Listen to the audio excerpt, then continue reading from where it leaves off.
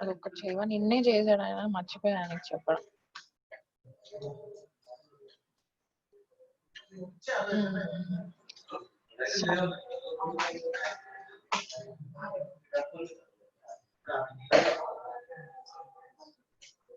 అయిపోయింది అంతా, ఇప్పుడే జస్ట్ క్లోజ్ చేసి సడన్ గా ఇది గుర్తొచ్చి అది ఫైబర్ నెట్ వాళ్ళది 5G కాల్ చేశారు దాని గురించేనా.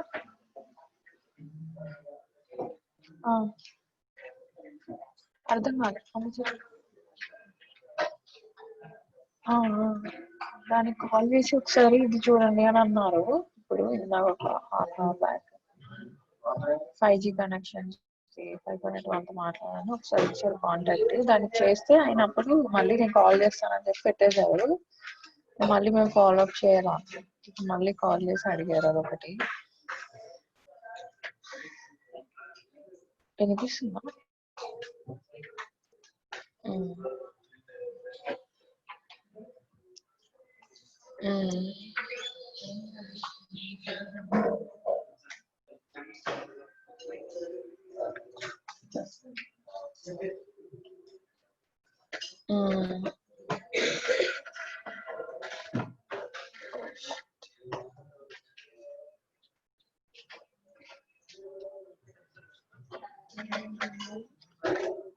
ఒక్క నిమిషం, నేను ఇది మీటింగ్ షెడ్యూల్ చేస్తాం, మళ్ళీ చేస్తాం. ఒక్క నిమిషం.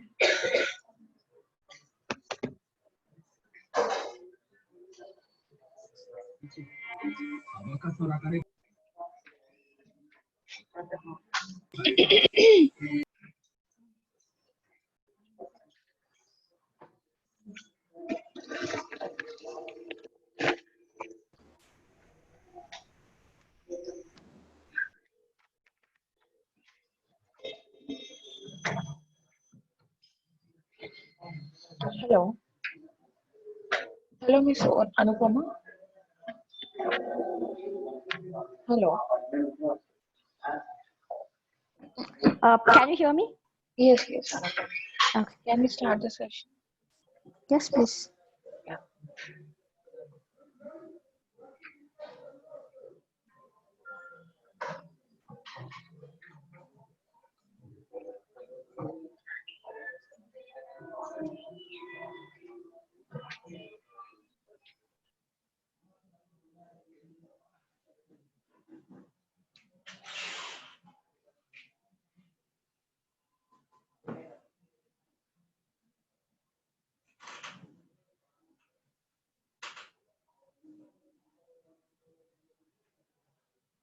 Okay. Good afternoon, guys. Good afternoon, everyone. Yeah. Okay. So, as discussed, let's do the hands-on on EFS. Okay.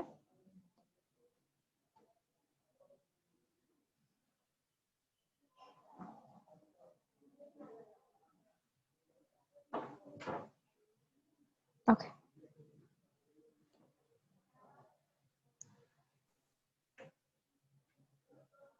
Cool.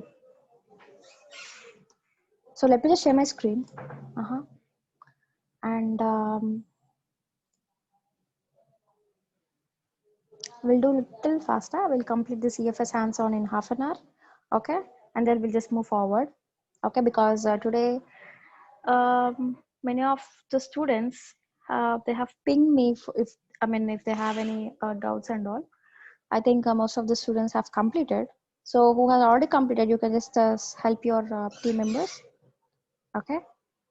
Yeah, I would definitely recap it. So yeah, good afternoon, guys. And let me just share my screen, and I'll just log into my console. Okay.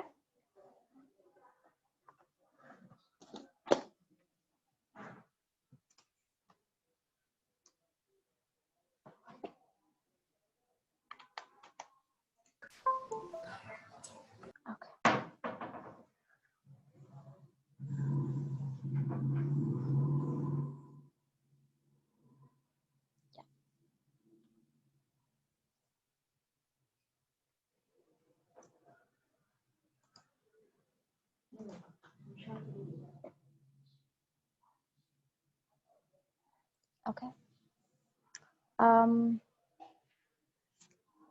So as a first step, let me just go and create a security group which has NFS protocol. I think I already have it. So what you do, guys, go to security group. If you already have an existing security groups, you can just delete everything except the default one. Okay. And go to actions and delete the security group. To confirm it, just give as delete.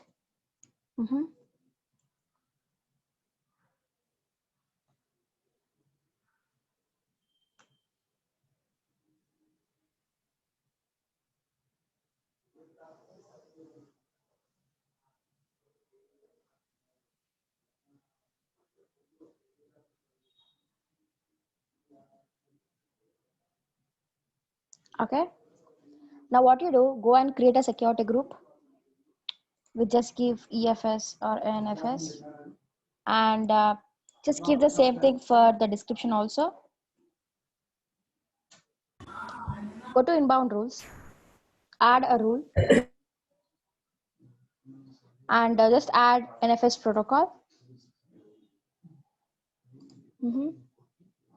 Just keep it as anywhere. Scroll down and save it. Create a security group. Once you're done with the security group, duplicate your tab. So click on the tab, right click, and then say duplicate.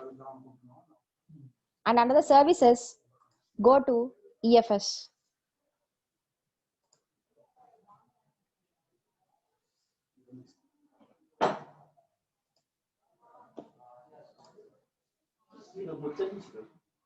Okay, and create a file system. And instead of giving a name, you can just customize it.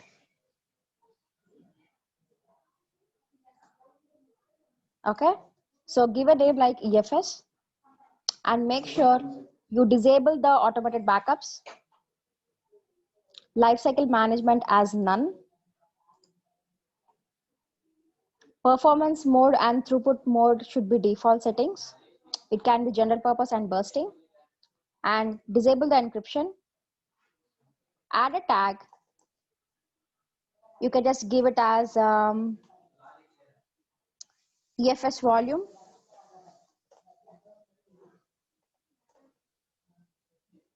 Okay, go to next step. Under the network, you can just go with the default VPC, and make sure you just remove all the security group. Okay, and select the security group which we have just created.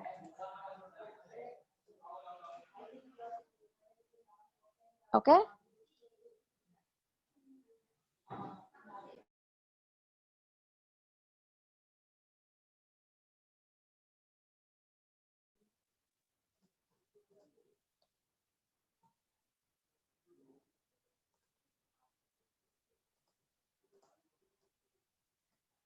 Okay. Just select here also.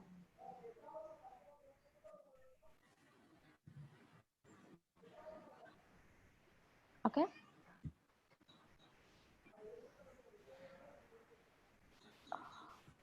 Yeah. So make sure you select all. You select this NFS protocol for all the target groups or the mount targets. Okay. And go to next step.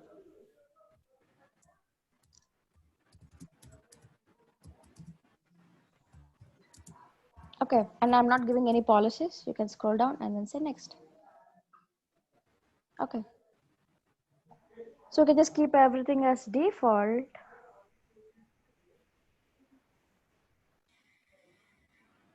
And create the file system. So what I have done, I have given a name, and I have disabled the automated backups. I have made this lifecycle management as null, and I just kept everything as default settings. Yes. What happened, guys? How come you're able to talk?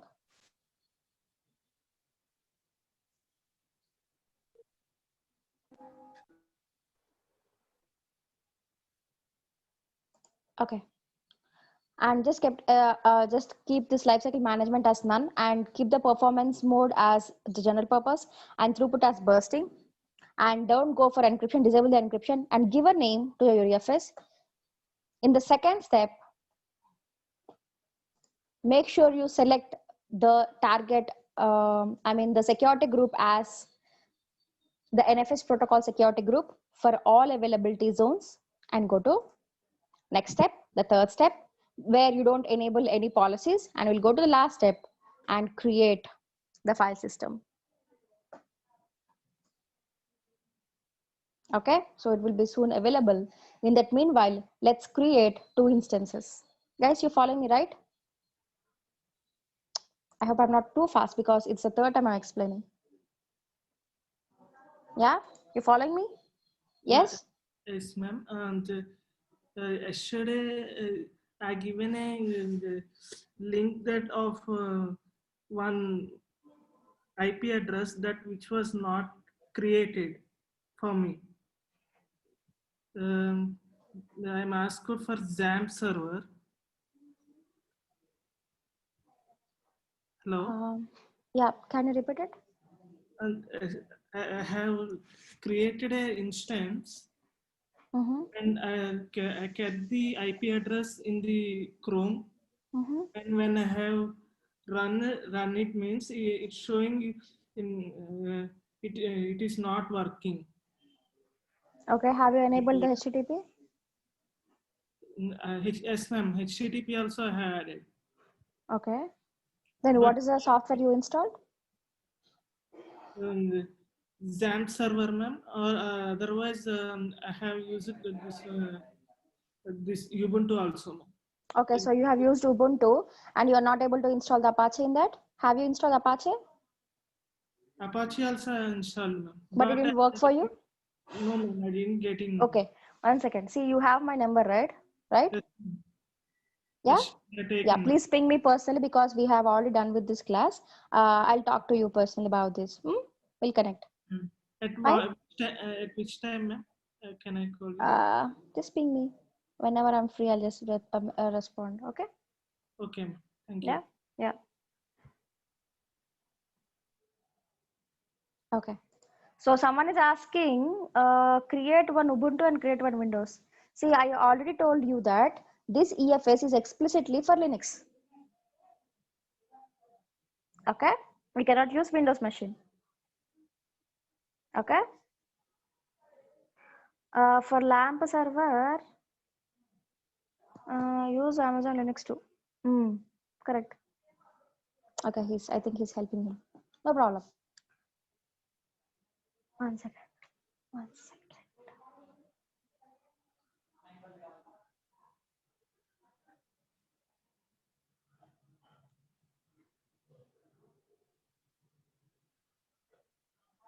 Okay. So, as said, let me just go and create 2 instances. One is of Ubuntu 16.05 LTS. Okay. Of course, 2 with 16.05 LTS only, but I'll just change the availability zone. One in 1A, add storage, attacks. I just give as instance 1. Configure security group. So just SH is enough because I'm just connecting it. Review and launch it, and launch the instance. Okay. So I hope you're also doing the same.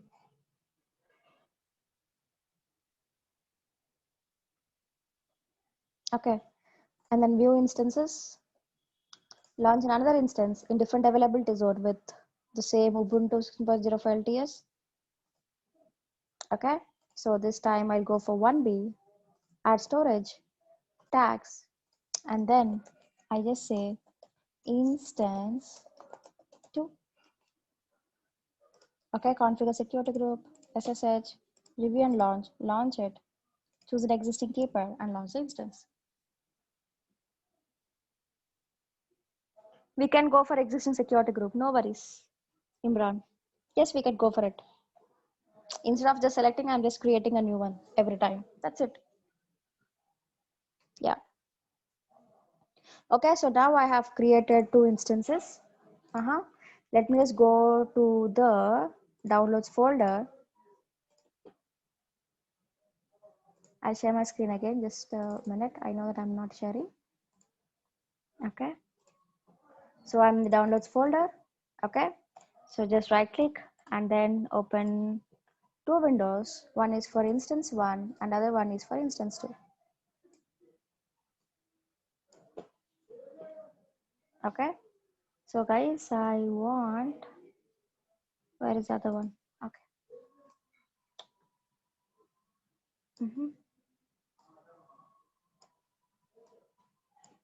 Okay, I would connect it now as soon as possible. Just say SSH -i, your PEM file, Ubuntu @ the public IP address of the first instance. Okay. Do it, paste it here and say enter. Okay, so are you sure? Yes, I am. And then SSH to other instance parallelly. Ubuntu @ the public IP address of the second instance. Say enter. And then you can just say yes. Now, as a default command, I go for sudo apt-get update. The same thing here. Okay, and then I would move to super user access, just if in case if it throws an error as permission denied to avoid such kind of things. I'm just going to root user and I'm installing sudo apt-get install nfs common. So are you sure? Yes, of course I want to. Let me do from here also sudo apt-get install nfs common.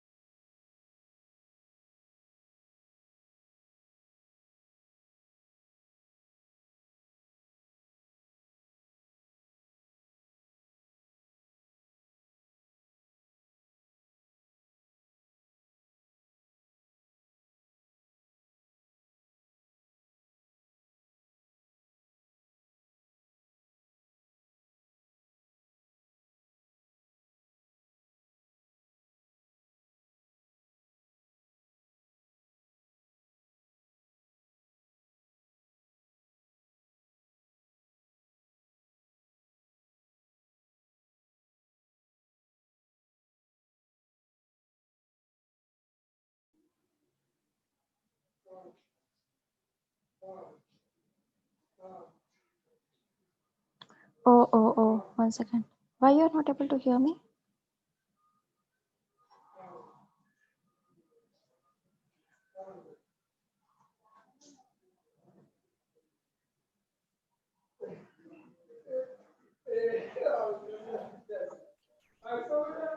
Uh,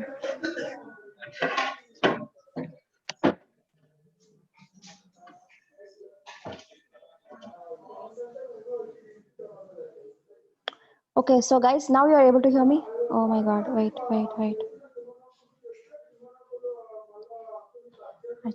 How it became mute?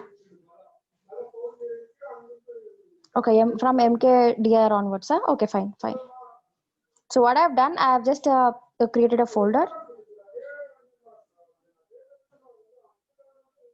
Lot of noise, huh? Someone is shouting, right? He's my neighbor. I can't help. How many times we see, he don't, I mean, he will be like that only. I cannot help, Yeah. So Correct. Kido Finance. Okay. So what I have done, I have created a folder called EFS, and I have taken the instructions from EFS. Okay. And I have pasted here. Okay. Say enter. From both the instances, it must go to the second step or the next step, asking for the commands. Okay. So now we have successfully mounted. Go to the folder. Okay. Go to the folder called EFS and start creating files. So you just say touch file1.txt, and you can see here, and you can see the same thing from here also. Okay. And then let me edit the file. So if I just say cat without writing anything, you see, sorry, by anything, see, I have nothing. That is, it's not displaying anything. Okay. So now let me just edit it, say nano file1.txt, and you can just say hi.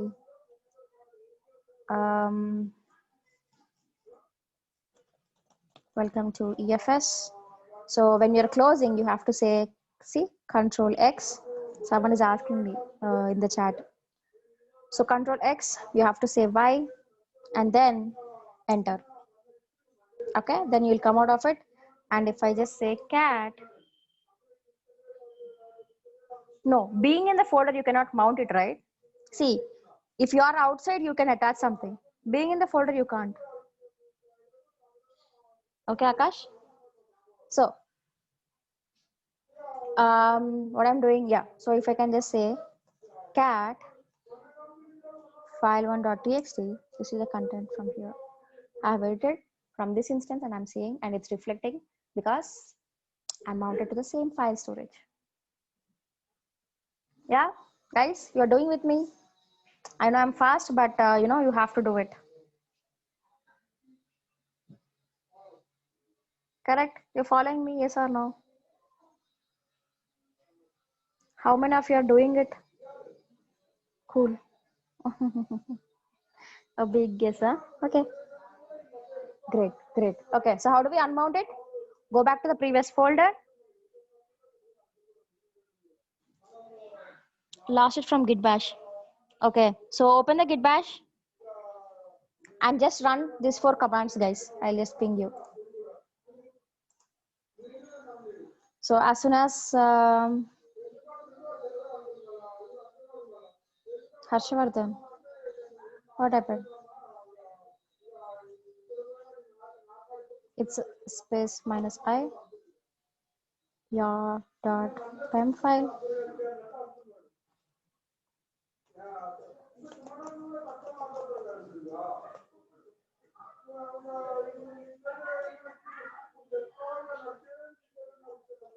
Hey, how do you use it here? Huh? From yesterday, day before yesterday, I was talking about this from 3 classes. From 3 days, we are talking about this EFS. Okay, so why you're not able to create it?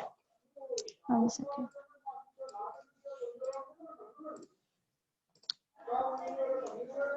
Little faster. See, we need to complete, no?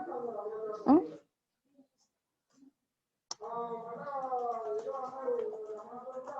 Okay, I'm just giving the commands. Please don't message anything.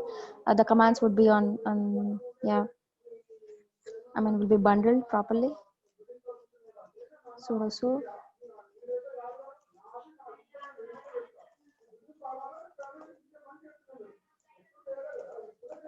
common.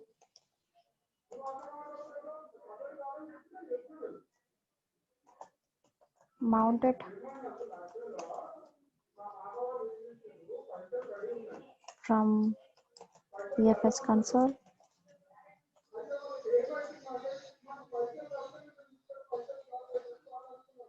Okay, go to EFS now and then create files. Touch file1.txt. You need not edit it, but just check. Touch file1.txt. Create from instance 1.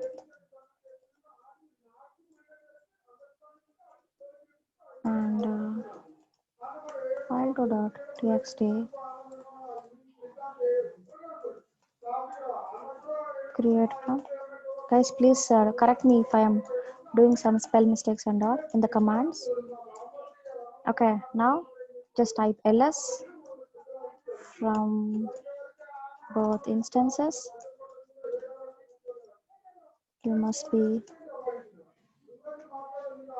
okay. So if you can run all these commands, you will be seeing two files from both the instances. Am I clear? Now you can send me messages. Okay, superb, superb. I'll just give you 5 minutes. Please complete it, and you have to tell me we are done. I should not get a single message saying that we have not yet done. Please, I'm helping you so much that, you know, even if one person is, how to unmount, okay, I'll show you.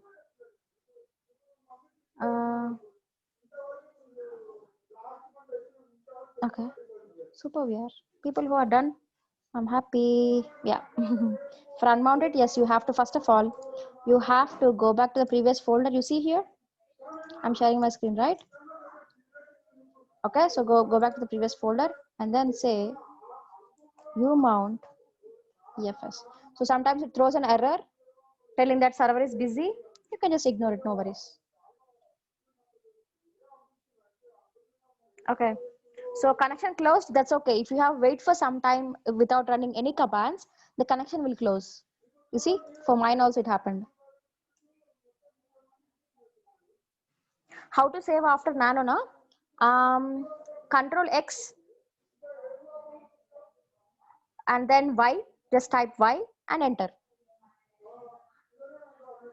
Ma'am, how to come out of the root? Exit.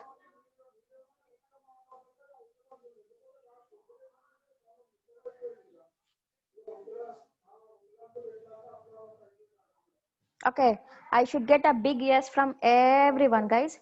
People who are already sent me yes, no, you need not send me. Control X, Control X. It's okay, even if you delete the EFS without unmounting, doesn't matter. But it's a best practice, you know, AWS would recommend to. Yeah, okay.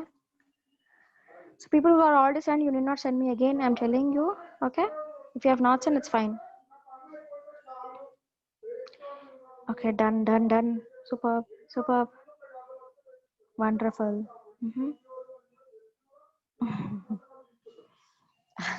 బిగ్గెస్ అంటే బిగ్గెస్ పంపించారు తెలివితేటలు బాగా దెబ్బలు పడాలి okay no problem నేను అక్కడి నుంచి వచ్చాను కదా it's okay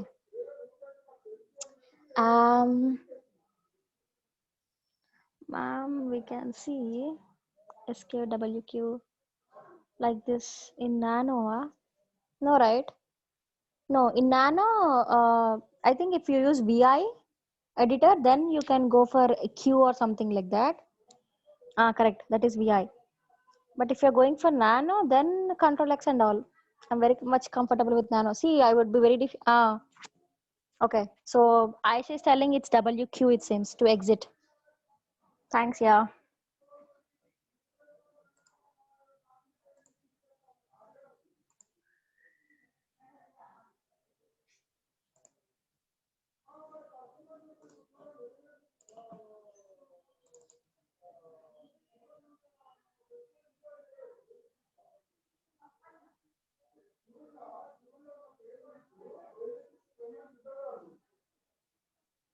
please close the git bash it will throw an error like process are going on for me you're asking me to close it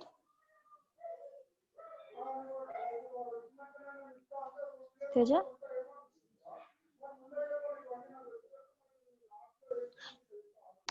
I didn't get you Teja actually can you please elaborate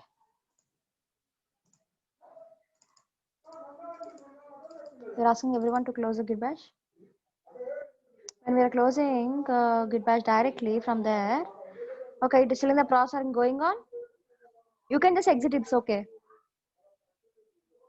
you guys will get a different errors even I have never faced it yet seriously for unmount the command is umount EFS correct Manoj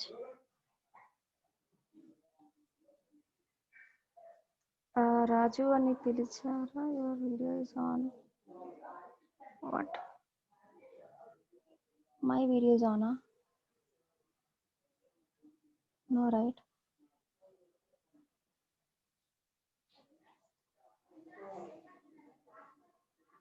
Okay, pilichara na, okay. Someone is sharing there, okay. Okay. Arthamain, Suresh. It shows device is busy, that's okay. No worries. It's a common error, it's a Linux error. Okay.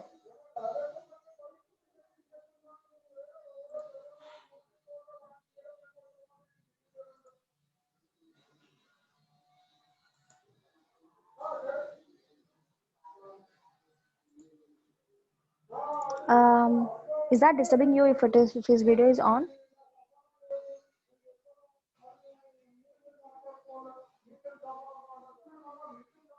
Wait, what you have run, Chaitanya? So if it is not disturbing, you can just ignore, yeah. Okay. Chaitanya. Okay, you're just alerting him, huh? Okay, fine. No problem. So connection timeout, I'm getting like this, ma'am. So please connect again. Okay. How do we know whether it is unmounted or not? If you try to mount it again, it will show you that it is already mounted. Okay. Or if you have already created any file, you can just check in the file.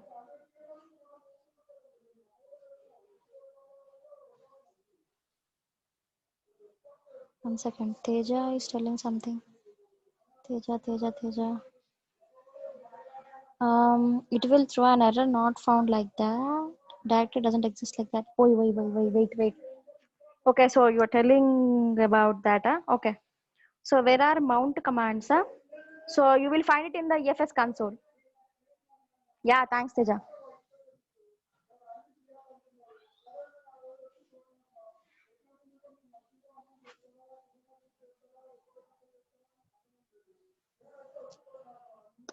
It's still showing EFS directory after unmounted. Yeah, you will see the directory. Okay. See, you have created a directory and you have mounted to the directory. The directory will be there, but open the files. You will not find the files once you unmount it.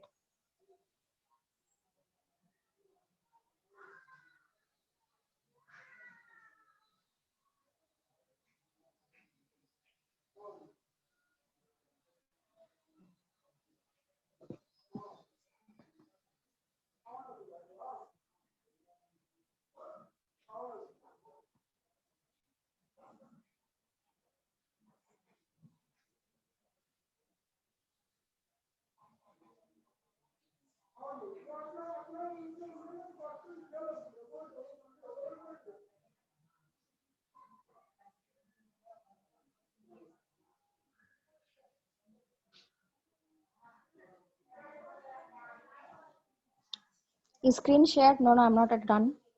Once you're done with this EFS, hands-on. Okay, we'll just go to the next topic, guys. People who are not able to do, please just contact me personally. Okay, I'll help you.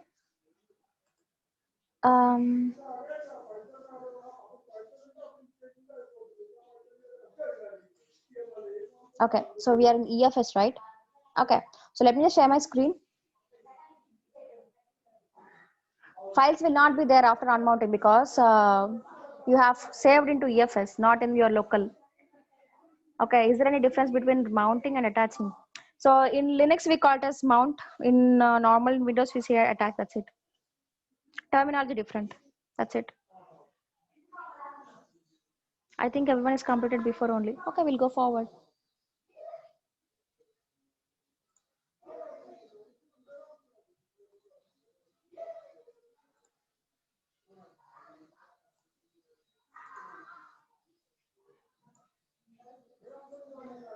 So, as discussed, this EFS is basically a storage for your Linux machines.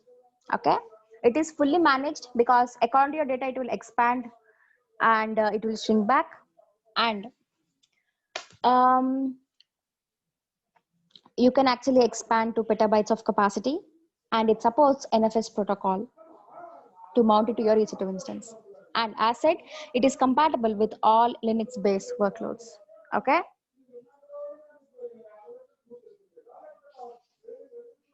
Coming to the use cases, so this EFS can be used for home directories, enterprise applications, application testing and development, database backups, web serving and content management, media workflows, and big data analytics. Okay.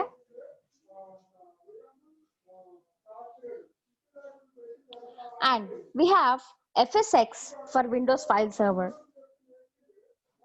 Okay. This FSX is again a fully managed shared file system, but this time is for Windows. Okay, so it is basically native Microsoft Windows compatibility. It supports a new technology file system, and here we will go for SMB protocol because it is Windows and it is backed by high performance SSD storage. Okay, and this file server supports a broad set of Microsoft Windows workloads. Basically, it also have a home directories, lift and shift application workloads, media and entertainment workloads, data analytics, web serving and content management, and software development environments. So these are the use cases for FSX for Windows. And coming to the pricing options, EC2 pricing options. So we have created EC2 instance multiple times, right? And we can pay in different ways according to your data access patterns or according to your use cases. Okay. So first comes with the on demand. When you say on demand, you go and create an instance on demand. Go to console and you're creating an instance. You're not asking anyone. Okay. And whenever you want it, you're creating it. And whenever you don't want, you're just terminating it. Okay. And you are not worrying about having a commitment. You're not telling to AWS that I would be using this instance for this many hours. No. So you are just spinning an instance in a minute, and you can terminate also whenever you don't want it. That's basically on demand instance. Okay. And you don't get any discount out of it. No. Next comes with the reserved. When I say reserved, you are telling to AWS that you are reserving an instance for an year or 3 year. 1 second, I got a message.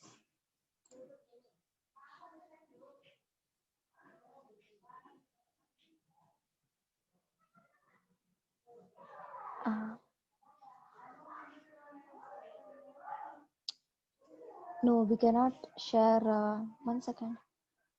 Chromebook.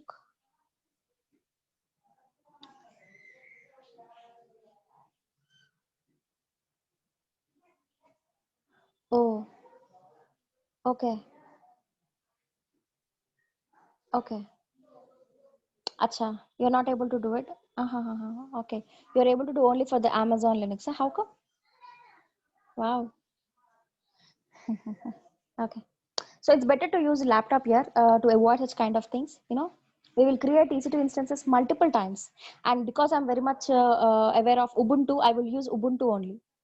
Okay, it is just that if you're aware of some other things I mean some other operating systems, Linux operating system, you can try it. Okay, do we implement FSX in our lab? No, we don't have under FreeTire. That is the reason we have done Linux, just to understand the concept. Okay, okay, you're using laptop only, huh? Okay, fine. Okay, so coming to the reserved instances, in reserved instance, or reserved instance is defined as if you reserve an instance for an year or a 3 year. For example, a client came to you and he has given a contract to that their application will be deployed with you. The project will be there for an year or a 3 years. So because you already know that you would be using an application in EC2 instance for an year, or more than that, you can reserve your instance. Okay, so if you reserve your instance, you would be getting up to 70% off when compared to on-demand instances price. Okay, so when compared to on-demand, for example, if on-demand is charging you $1, you would be paying around 30%. Okay, so you'll be getting up to 70% off, but you need to use a reserved only when you know that you need this EC2 instance for a year term. Okay, and you can reserve the instance only for an year or 3. We don't have to. No. What if you want to reserve for 2 years? Just reserve for an year and then you can renew it for another year. That's it. Okay, and savings plan is something like you would be reserving an instance. It's a little similar to a reserved instance only, but you would be reserving for an hour. Okay, every day morning from 9 a.m. to 10 a.m. I need an instance. It has to do some process and it has to be get terminated automatically. And I want to use like this for an year. Then you can go for savings plan. Okay, and we also have spot instances. Spot is something like, one second guys, I'll share my screen again.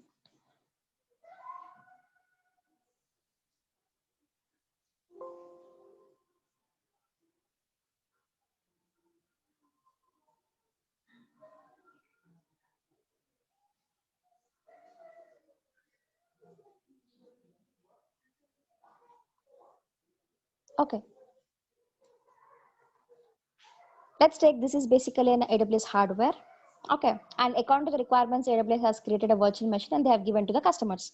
But each and every server may not be utilized completely. So you might have some left out space like this here. Okay, so they might have created 10 virtual machines and you have some left out space, for example. What AWS would do, AWS would create an EC2 instance and they call it as spot instances. Okay, and these spot instances pricing would be keep on varying because, for example, no one is using AWS servers much. Maybe it's like a normal, not a festival season. Okay, so people are just running their workloads, but may not be increasing it. So at that time, you'll have more left out space and you can create more spot instances. Okay, when you have more, the price would be less. Correct. When you have more spot instances, the demand is, so when there is a less demand, the price also would be less. But if you go for a festival season, sales are happening. The demand of the servers, need of servers increases as well as the pricing. Okay, so the spot instances pricing will keep on varying, not like the reserved or the on-demand instances. Okay, so for example, if you have bought a spot instance for $1 and you are running your instance, suddenly the price went to $1.2. You know what will happen? AWS would terminate this instance from your account with a notification before 5 minutes. Yes. And it may give to the customer who is paying $1.2. It's like a bidding. Because AWS itself is not guaranteeing that the instance which you create will be there in your account, AWS is giving you up to 90% off, you know, reserved up to 70. When I say up to, I hope you know the difference between up to and flat. Okay, so spot instances you'll be getting up to 90% off. For example, if you're paying $1 for on demand, you'd be only paying for $0.1 for spot round. Okay, and you have to use spot only when, if you are okay, even if your applications are interrupted. Okay, but if you want a if you want to for a steady state applications, then you can go for on demand or reserved.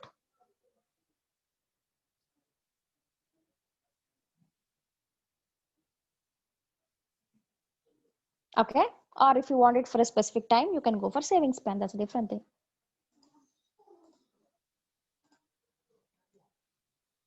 Okay. 1 second. Yeah. And we also have a dedicated host.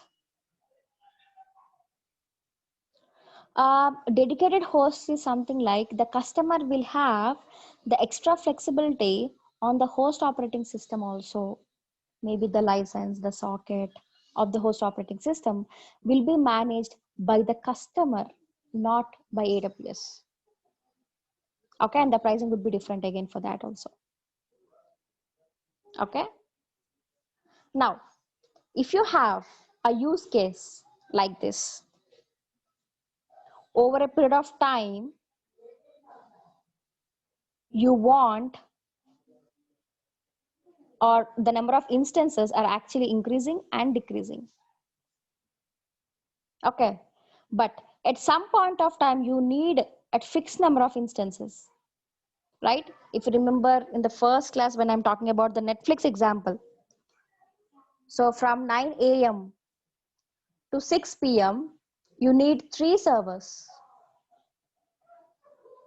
And after 6 p.m. till 1 a.m., you need 5 servers. And after 1 a.m. till 9 a.m., you need only 1 server. Okay. So according to your application demand, this is the use case you have. Okay. So what you can do, at all the time you need 1 server. Maybe at some times you need 3 and you need 5. So you can just assume like this. So at all the time you need these number of instances where you can reserve it. You can use reserved instances because at all the time you're using some instances. And when there is a demand increase, you can go for on demand. And when you go for peaks, you can try with spot.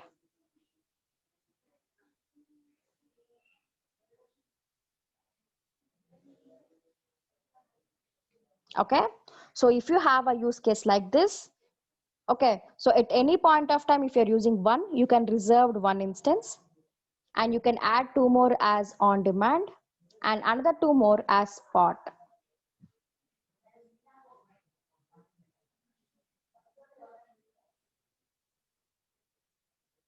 Okay.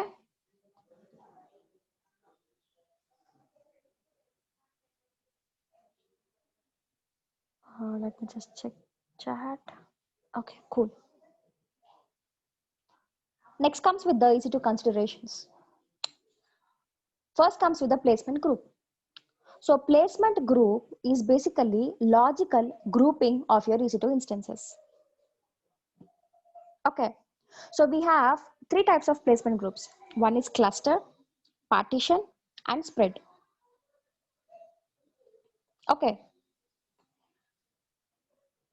So first comes with the cluster placement group. So in cluster, all the EC2 instances will be on a single hardware. Let's take, I have 9 instances. Okay. And all the 9 instances are having the same application. Okay.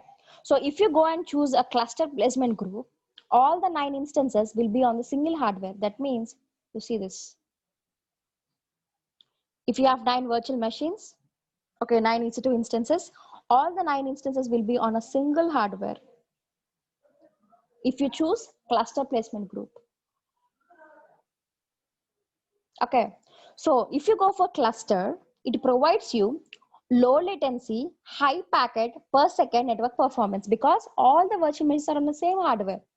You will have great network performance. Okay, so it will give you up to 10 Gbps per second speed. Okay, and it is recommended for applications that benefit from low network latency, high network throughput, or both. Okay, what's the best practice? Launch all instances in a single request. That means when you are choosing an AMI, Ubuntu, T2 Micro, and in the third step, you would be configuring how many instances you want it as a first option. Okay, so at that time, if you want 9, you can just keep 9 at a time, and then you select the cluster placement group. Okay, so that all the 9 instances will be on a single hardware. And we also have partition. In partition, again, if you have 9 instances, if you go for partition, you need to give how many partitions you want it. And according to this number, your instances would be divided into multiple parts. And each part will be on a different hardware again. And you can keep these partitions in different availability zones also. It is showing in single availability zone, but AZ1, 2, 3, you can keep like that also. Okay, so this partition placement group spreads instances across logical partitions to reduce the likelihood of correlated hardware failure. And each partition has its own set of racks. Yeah, they are on a single server and they have their own network and power. And these partitions can be in different availability zones, as said. And these are recommended for large distributed and replicated workloads. Okay. And next we have spread, where each instance will be on a single hardware. Yes. Okay. So now each server, each instance is on a single hardware. What if one hardware fails? If I have 9 instances, 1/9 will be gone. 8/9 would be available. But here, 1/3 would be gone and 2/3 would be there. But in the cluster, if this hardware fails, all the users trying to access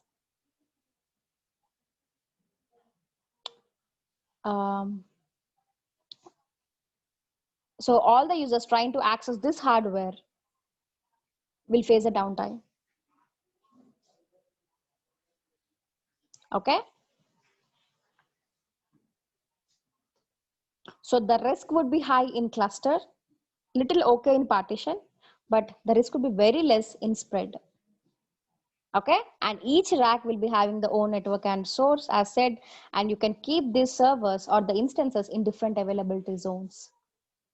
Okay, and these are recommended for applications that have small number of critical instances that should be kept separate from each other. So if you want to differentiate from each other, then you can go for spread placement group. And next comes with the, so which placement is best to use? Very simple. You see, you have the recommended things. Okay, so when to use what? It depends on your use case. For example, you want a great network experience between the instances, then you can go for cluster. Okay, but if you don't want to go for a single point of failure, then you can go for the spread.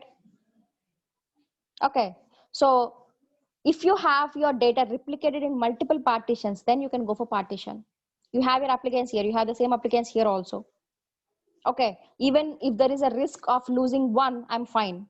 Then you can go for partitions.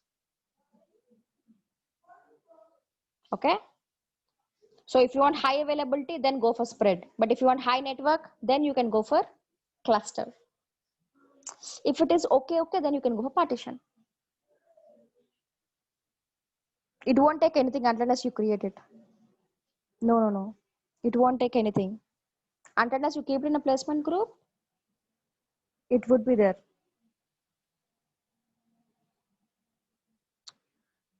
In SPGA, will instance take all hardware or a VM?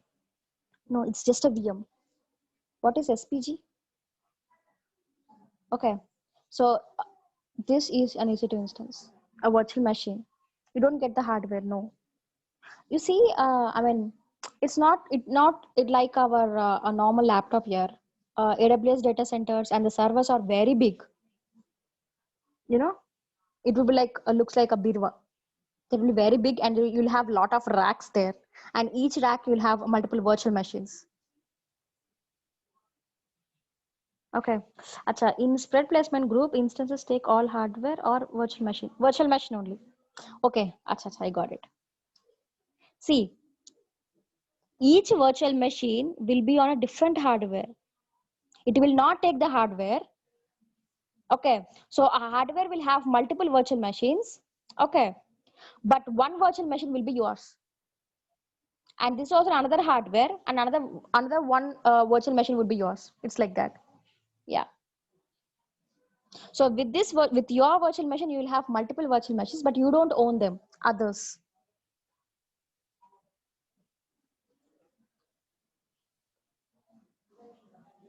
Okay. Next comes with the instance life cycle. So the life cycle of an instance starts when it is launched and ends when it is terminated. Okay. So whenever you launch an instance, why it is going to second step? Whenever you launch an instance, first of all, it will be in pending state and then it would be running. Okay. So once it is running, you can stop it. Then it will move to stopping and then stopped. Okay. And from pending also, you can stop it. And from stopped also, you can terminate it. Or from running also, you can terminate it.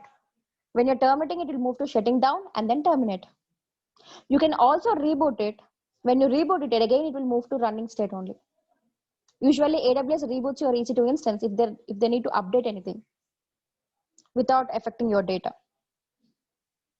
Okay, so that is basically life cycle. You will be having start, the running,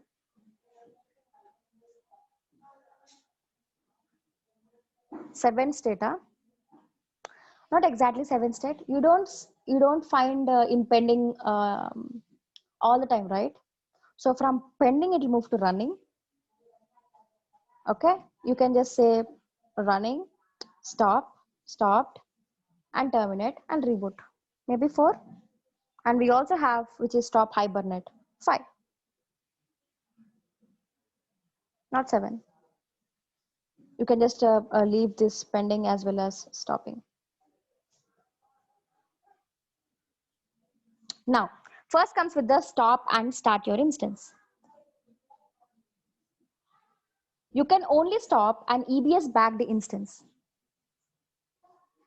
Okay, so we have already discussed what is the difference between the EBS backed instance and the instance store, right? So you can only stop the EBS backed instance. Whenever you stop an instance, the status will change from stopping to stopped, and data would be there in the EBS volumes.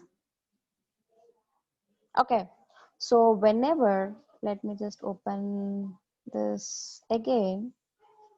This is a EC2 instance, and you will have an EBS backed. You can only stop a EBS backed instance. Okay, so if you stop it, first of all, the status will move to stopped from stopping. Okay, and the data which is there in the EBS volume will be there, and the RAM which is there will be deleted. Okay, and AWS releases the IPv4 address and assign a new one when you start it. Okay, so let's take I have an EC2 instance. I have an application deployed. Okay, and this is basically my client application. My client will use this EC2 instance only from 9 a.m. to 6 p.m. After 6 p.m. till 9 a.m. he will not use it.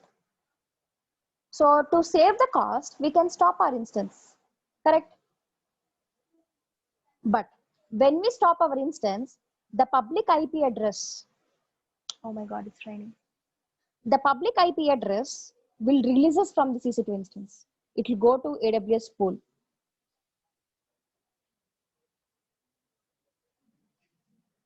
Okay, so it will move to AWS pool.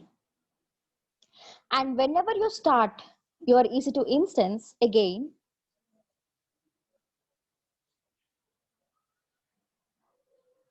AWS would create or would assign a new public IP address. One second, guys. Someone is pinging me.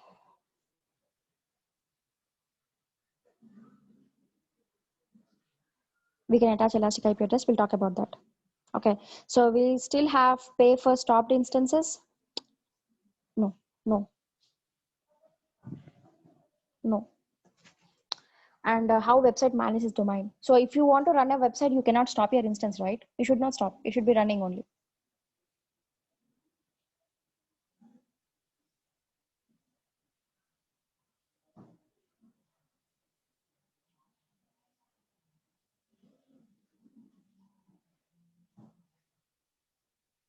No, you cannot do that. See, once you keep your instance in one placement group, you cannot change the placement group later. It is not possible. No, not possible.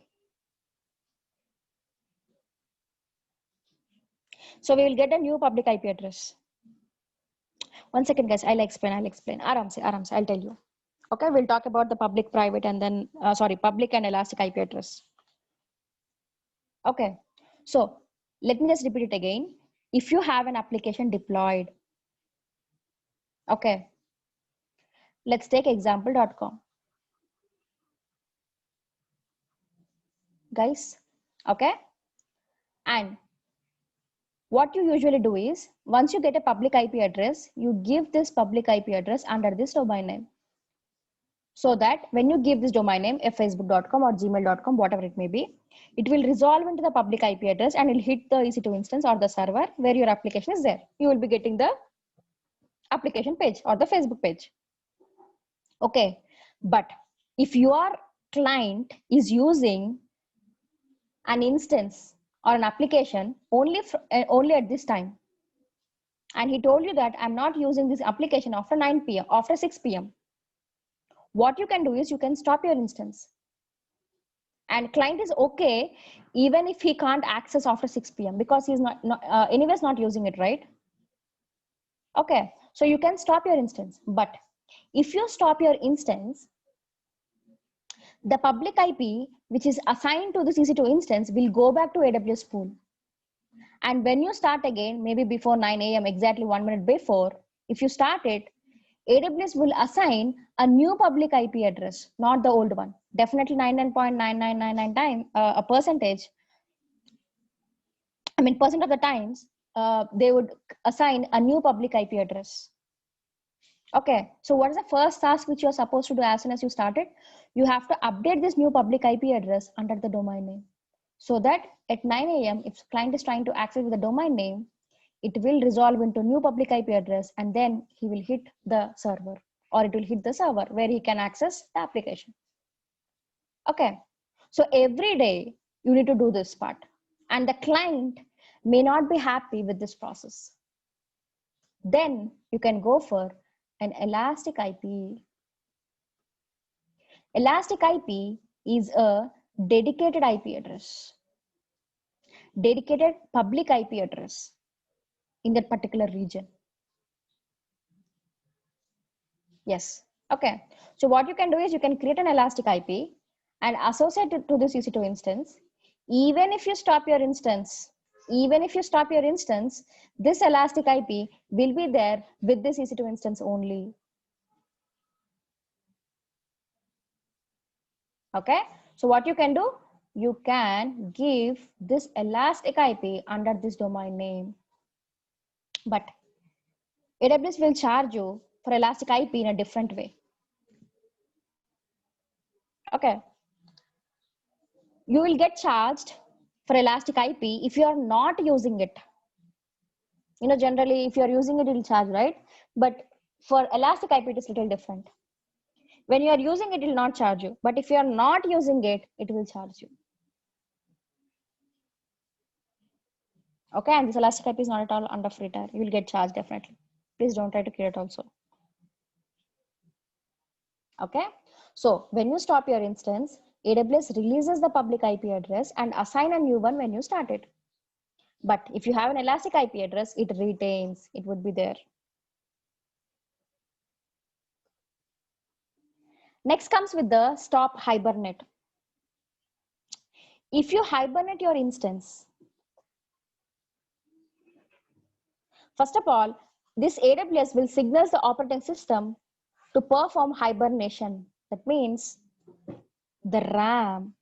So the RAM which is there, if you go for stop hibernate, the RAM contents which are there will actually move to your volume.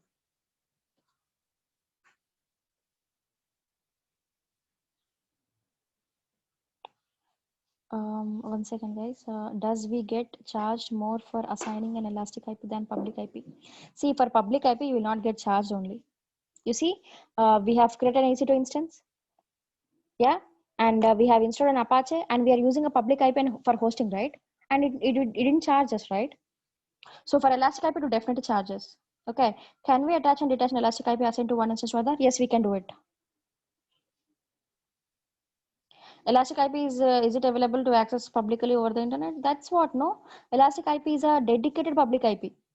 When I say dedicated, it will be there in your account unless you release it. Okay, it is like renting a bike. Okay, so whenever you want, you rent it, you pay accordingly, and then you give it back. But if you own it, you can't even release it, right? But if you own it, it will be there with you. Okay. So even though we stop our instance, see, leave about accessing the public IP address or see, if you stop your instance, that means you're actually turning off your application, no? How do you access it? It is just that the IP address will not change, that's it. Am I clear, Teja?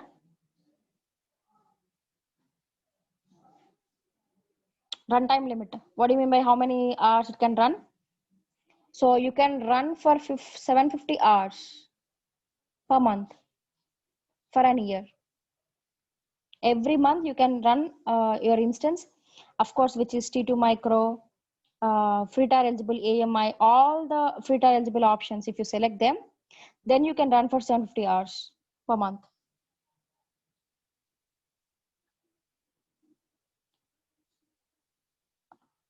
Yeah. So even though we stop our instance, can we access our application? Okay. No, we can't. We can't. Okay, fine. Yes, you can run this many hours. Cool. I'm talking about the stop hibernate. Okay. If you hibernate, if you just say stop hibernate instead of just stop, what will happen? The RAM contents which are there, what is RAM? See, the frequently accessed applications. Let's take your phone. So once you open multiple applications, you can just go back to the previous applications which you have opened, right? Okay, but what if you switch off your phone? The contents, the RAM contents would be clear, right? But if you go for stop hibernate in AWS, in EC2 instance, the RAM, the frequently opened applications or running applications will actually move back to the root volume, will be stored in the root volume. Okay, I think I already explained this in when I'm talking about EC2 hands-on. Okay, when you start again, what will happen? The data in the root volume will go back to the RAM, and the applications will start where it got stopped. So you need not worry about starting the applications all again. Okay, but in order to go for the hibernation, you should encrypt your root volume first of all. Okay, and if you see here, you have an encrypted root volume.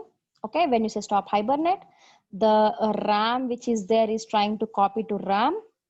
See, the RAM which is trying to copy to the volume, and when you start again, the copied volume will go back to the RAM again. Okay, so is that localization? What do you mean by localization, Suresh? I'm talking about the virtual machine or the server.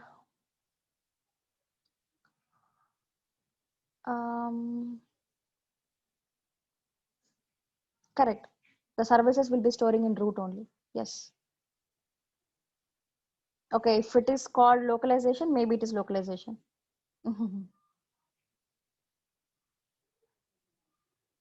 Why should we enable encryption? That's what it was designed for. If you want to go for stop Hibernate, it needs to be encrypted.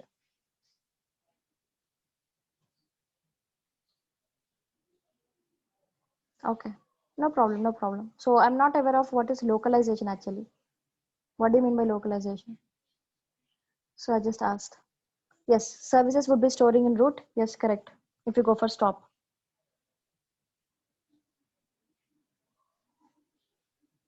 Okay. In SDLC, before release, there is a localization. Okay. No problem. Okay, fine. So a stop Hibernate is, as said, the only difference between the stop and stop Hibernate is in stop, the RAM contents would be deleted. In stop Hibernate, the RAM would be loaded to the root volume. Whenever you start again, the contents, the RAM contents which were loaded into the root volume will go back to the RAM and the applications will run where it got stopped. And we also have a reboot. So an instance reboot is equivalent to an operating system reboot. So when you reboot an instance, it remains on the same physical host. Your instance keep its a public IP address, private IP address, IPv6, and all the data in the instance store volumes. Okay, so you generally don't reboot it. AWS would do it for necessary maintenance or to apply any updates. Okay, and finally we have terminate your instance. So you will terminate your instance when you no longer need it. Okay, if you terminate your instance, first of all, you will stop incurring charges for the instance. Okay, and you can also, if you have enabled to delete the root volume also will get deleted, and the data volume by default will be there. Okay, that's about the instance lifecycle. Any questions so far?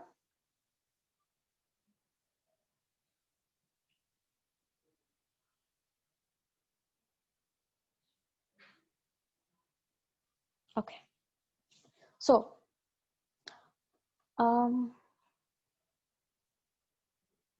how load balancing happens? Pavan, between different instances. So load balancer concept, it's our second project, Pavan. I think we'll discuss at that time.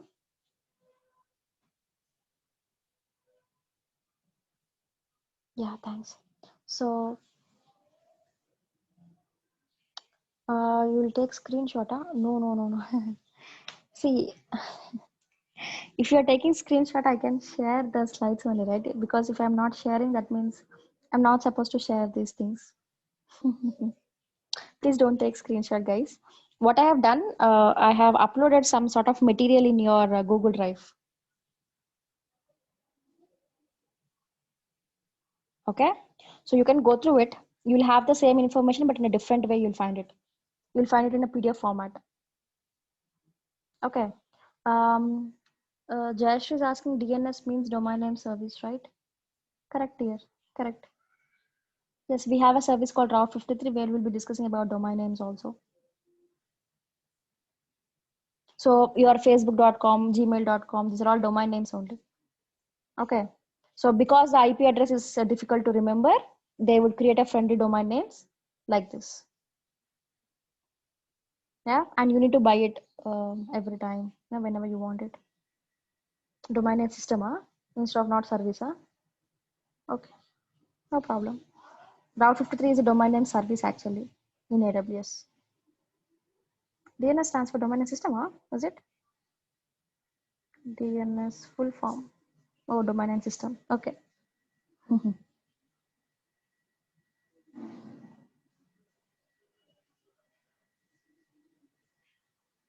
No problem. Yeah. Yeah, it's domain name system, it seems. Yeah, I just checked in Google. Okay. So, as a summary, in this module, what we have done, we have seen how an EC2 instance can be used, and we understood the importance of AMI. Okay, how do we create, recreate, and how do we take a backup?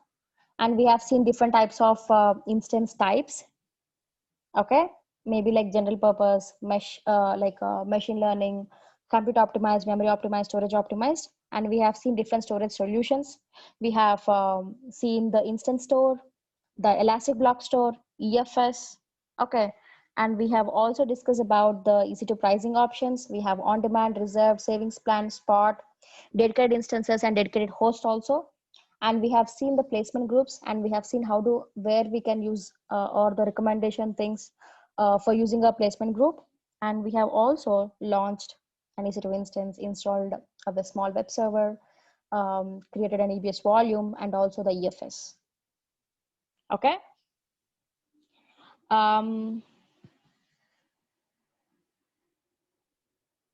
If we take a snapshot of an EBS volume of a Linux instance, can we make a new instance with the volume with other AMI and other than Linux AMI? No, you can't. Definitely not. Good question. But it's a little confusing, huh? See, what she is trying to ask, Karnati Madhava, I think it's a he.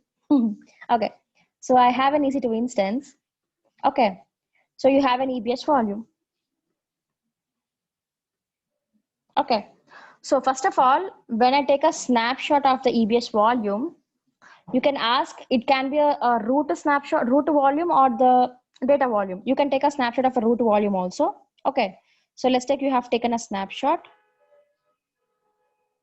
Okay, and can we make a new instance with that volume? No. You can make a new instance with the volume, but the thing is like not with the other instance. Let's take, this is Ubuntu. Okay, so you have taken a snapshot from the root volume. What you can do, actually do is, from the snapshot, you can create an AMI. Yes, it's possible. From this AMI, you can create another EC2 instance, but this also should be Ubuntu only. Volume.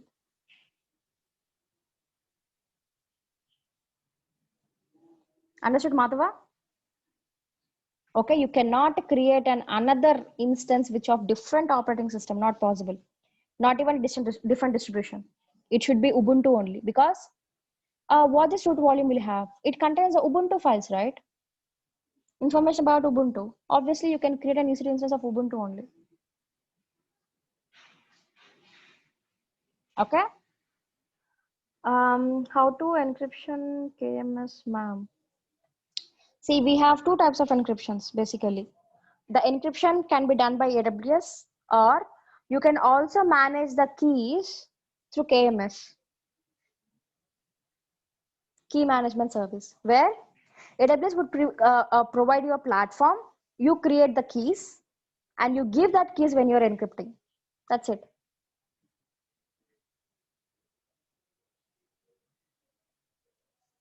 Okay.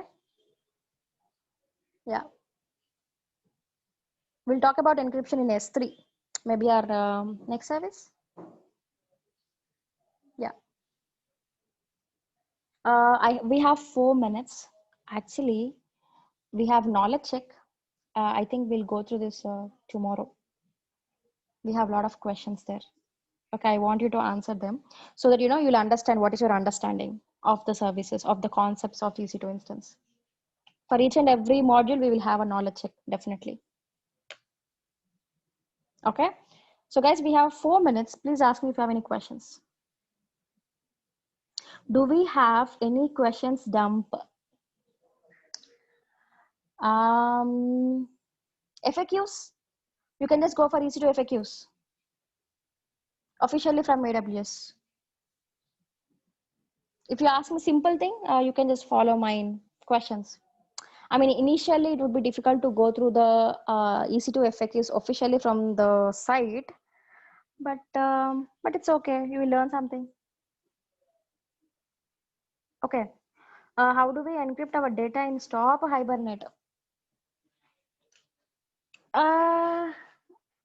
What is the relation between the Stop Hibernate and encryption? Doesn't matter, right? See, one second.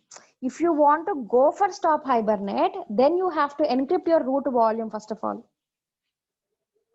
Okay, I can show you. Okay, so I didn't clean up. Let me just delete it first of all.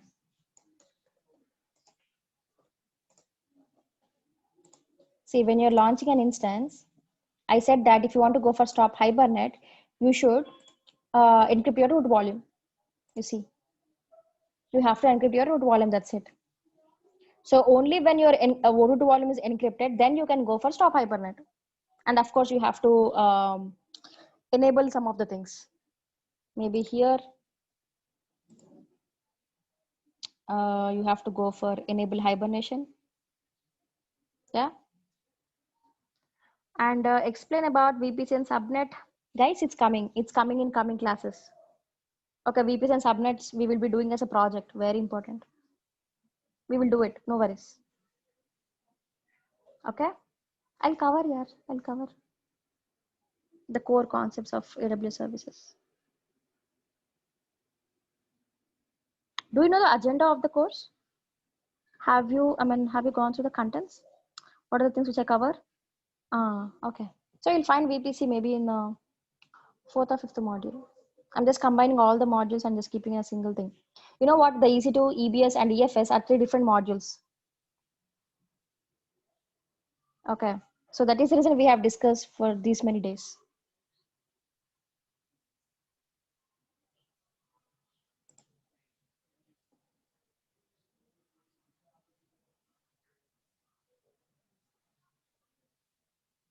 Okay. So no, ma'am, where is the course agenda? Hey, very simple, yeah. You will be seeing the post, no, in the LinkedIn, the APSSDC post. It will take more than 36 hours, huh? We'll see. I mean, see, initially, first of all, you are new to the environment. So you would be a little confusing and all. Okay. And second thing is, once you're habituated, we will not be doing these many hands-on initially because new it is taking time. Okay. So we'll see if it takes more, no problem. Is there Sunday class on Sunday? We don't have on Saturday also. When we start a stopped instance, does it retain both root and data volume? Yes, it retains. Could you once say in a short difference between instance store and EBS packed? Okay, tomorrow. Please remind me tomorrow. It's 3:30. Chalo guys. Bye-bye. Have a great day. No problem, guys. I will explain each and everything. Okay? I'll not skip anything. Even if it takes 30 hours, 36 hours, 40 hours, doesn't matter. Yeah, bye-bye.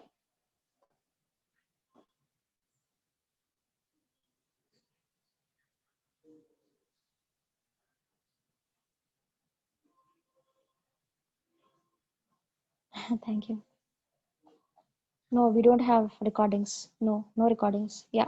Have a great day. Thank you. Bye-bye.